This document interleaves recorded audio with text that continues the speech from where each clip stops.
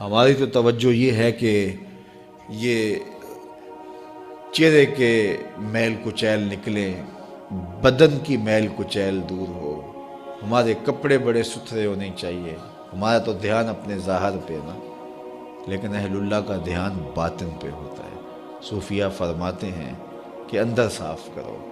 حضرت سلطان باہو بولے، دل کالے نالو منہ کالا چنگا، جے کو یہ رمز پچھانے ہو۔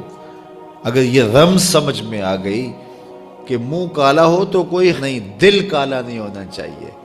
ابو لہب کا کیا معنی ہے؟ شعلے کی طرح چمکتا ہوا چہرہ رکھنے والا، اس کو اسی لیے ابو لہب کہتے ہیں۔ اس کا چہرہ ایسا چمکدار تھا تو اس وجہ سے اس کو ابو لہب کہتے تھے۔ تو چہرہ اس کا بڑا چمکدار تھا، دل کالا تھا، جہنم کا ایندھن بن گیا، قرآن نے پھٹکار ڈالی۔ اور ایک وہ بھی تھا جس کا دل صاف تھا لیکن بلال کا رنگ کالا تھا، اس کا اندر چٹا تھا باہر کالا تھا۔ اللہ اکبر! لیکن وہ تھا کرموں والا، وہ تھا رحمتوں والا، اور حضور علیہ السلام کا متوالا۔ تو بات باطن کی ہے، بات ظاہر کی نہیں ہے۔ ہم اندر صفائی کی توجہ نہیں دیتے، باہر کی صفائی کی توجہ دیتے ہیں۔ پہلے اندر صاف کر لیں، اندر صاف ہو گیا تو پھر باہر بھی صاف کر لیں۔ اور اگر باہر صاف ہے اور اندر میل کچیل ہے تو باہو بولے کہ دل کالے نالوں منہ کالا چنگا، جے کو یہ رمز پچھانے ہو۔ اللہ کے محبوب علیہ السلام نے فرمایا اگر یہ صحیح ہو گیا تو پورا جسم صحیح ہو گیا۔ اور حضرت رومی نے جو اقبال کے مرشد تھے کہا کہ دل کو قابو میں کر لو، یہی حج اکبر ہے۔ حج اکبر کر لیا لیکن دل ہی ٹھیک نہ ہوا۔ کہتے ہیں کعبہ گیا گل نہیں مک دیجئے، دلوں نہ مکائیے۔ تو کہا اس کی اصلاح کرو، یہ حج اکبر ہے۔ از ہزاراں کعبہ یک دل بہتر است، ہزار کعبے سے ایک دل بہتر ہے۔ وہ کیسے؟ اس لیے کہ کعبہ بن گاہ خلیل اطہر است، کعبہ حضرت ابراہیم خلیل کی بنیاد ہے اور دل رب جلیل کی گزرگاہ ہے۔ اس لیے اس کی پاکیزگی کا سامان کریں، اس کی طہارت کا سامان کریں۔ آپ کسی کو بلائیں اور میلی کچیلی جگہ ہو، جہاں گندگی پڑی ہو، غلاظت پڑی ہو، تو آپ کا کوئی عزیز مہمان آئے اس کو بلا کر کے لائیں تو وہاں بیٹھے گا؟ جس کمرے میں آپ اس کو بٹھانا چاہیں اس میں تعفن ہو، اس میں بدبو ہو، اس میں غلاظت کے جگہ جگہ ڈھیر پڑے ہوئے ہوں، تو آپ اپنے مہمان کی نفاست طبع کو اگر جانتے ہیں تو کبھی بلائیں گے نہیں جب تک اس کو پہلے صاف نہیں کر لیں گے۔ کئی لوگ کہتے ہیں جی ہمارا جی چاہتا ہے کہ آپ کو بلائیں لیکن ابھی ہماری گلی بہت گندی ہے، ہمارے گھر میں ابھی کام ہو رہا ہے، جب کام ہو جائے گا تو پھر ہم آپ کو بلائیں گے۔ ہم شادی اس لیے لیٹ کر رہے ہیں کہ مہمانوں نے آنا ہے تو ابھی ہمارے مسئلے چل رہے ہیں۔ یہ کئی لوگ بائی پاس کی وجہ سے شادیاں روکے ہوئے تھے کہ وہ کہتے تھے وہ راستہ نہیں ہے۔ تو آپ کسی مہمان کو بلاتے ہیں تو اس کے لیے اچھی جگہ کا ارینج کرتے ہیں، اور اگر وہاں ڈھیر گندگی اور غلاظت کے پڑے ہوں تو مہمان کو آپ بھی نہیں بلاتے، اور اگر آپ یہ غلطی کر بھی لیں گے تو مہمان آپ کے بارے میں کیا رائے قائم کرے گا، اور وہ ناراض ہو کے چلا جائے گا کہ آپ کتنے بدتمیز ہیں کہ آپ نے مجھے بلایا اور گھر میں غلاظت کے ڈھیر پڑے ہوئے ہیں۔ اللہ اکبر! لیکن اگر آپ گھر کو مصفح کرتے ہیں، مزکہ کرتے ہیں، صاف کرتے ہیں، ستھرا کرتے ہیں، قالین بچھاتے ہیں، عطر چھڑکتے ہیں، تو پھر آپ کہتے ہیں جناب اب تو آئیے نا، اب ماحول میں خوشبوئیں پھیلی ہوئی ہیں۔ تو اگر دل میں حسد ہے، حقد ہے، بغض ہے، کینے ہیں، نفرتیں ہیں، یہ گندگی اور غلاظتوں کے ڈھیر لگے ہیں، اور پھر یہ چاہیں کہ مالک کے پھیرے دل میں ہوں تو کیسے ہوں گے؟ وہ تمہارے دل میں، میرے دل میں آئے گا جب دل میں اتنی غلاظتیں پڑی ہوں گی؟ نہیں، یہ سارے ڈھیر اٹھائیں، دل کو مزکہ کریں، مصفح کریں، پھر اشکوں کا چھڑکاؤ کریں۔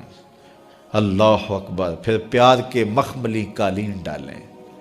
اللہ اکبر! الفتوں کے گاؤ تکیے لگائیں، اور پھر آواز دیں، ہر تمنا دل سے رخصت ہو گئی، اب تو آجا، اب تو خلوت ہو گئی۔ پھر محبوب کو بلائیے تو پھر دیکھیے کہ محبوب جلوہ فراز ہوتا ہے کہ نہیں ہوتا ہے۔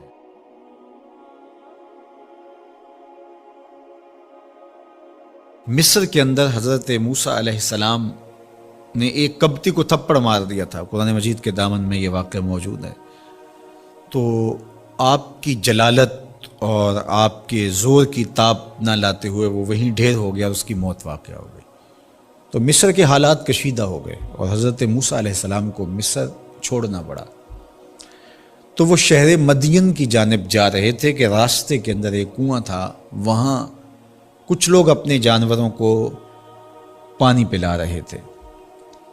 تو حضرت موسیٰ نے دیکھا کہ دو پردہ دار خواتین ہیں، وہ اپنے جانوروں کو ایک سمت لیے کھڑی ہیں، سمجھ گئے کہ مردوں کے ہجوم میں آنا نہیں چاہ رہی، ان کا حیا مانے ہے۔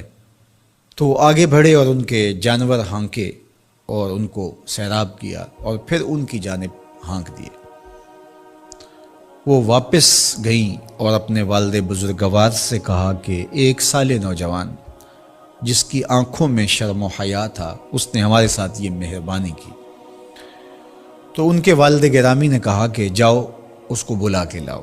قرآن مجید میں اس کا ذکر کیا گیا، فجاءتہ احداہما تمشی علی استحیاء، ان میں سے ایک خاتون حیا میں سمٹی ہوئی حاضر ہوئی۔ اس نے کہا کہ ہمارے والد گرامی آپ کو بلاتے ہیں، آپ نے ہمارے ساتھ جو مہربانی کی ہے اس کا وہ اجر دینا چاہتے ہیں۔ تو حضرت موسیٰ علیہ السلام ان کے ساتھ چلے گئے، اور جب گئے تو یہ گھر تھا حضرت شعیب علیہ السلام کا، اور یہ صاحبزادیاں حضرت شعیب علیہ السلام کی تھیں۔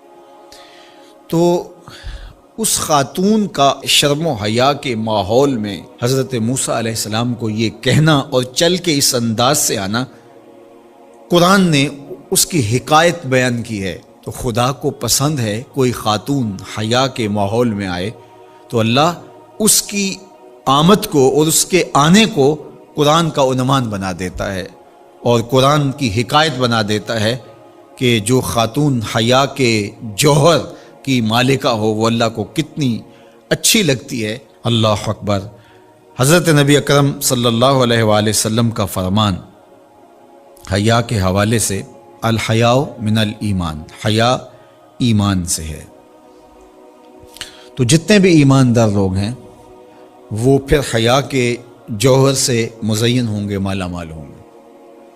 آپ دیکھ لیجئے سب سے بڑے ایماندار تو میرے اور آپ کے آقا مولا ہیں، اور حضور کمواری لڑکی سے زیادہ حیادار تھے۔